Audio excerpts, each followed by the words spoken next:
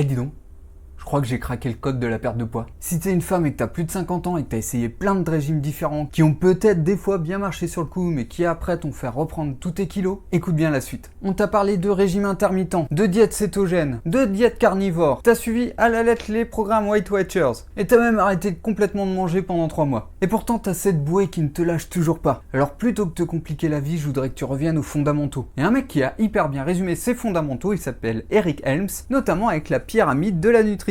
À la base, on a la balance énergétique, ensuite la répartition des macronutriments, puis les micronutriments, puis le timing, puis les compléments. Et c'est marrant parce qu'on voit souvent des gens qui se concentrent sur le haut de la pyramide, les compléments. Ou alors le régime intermittent, qui est donc une question de timing. Mais ce qu'il faut bien que tu comprennes, c'est que tout ça, c'est extrêmement secondaire. Les bases à poser, déjà la toute première, c'est la balance énergétique.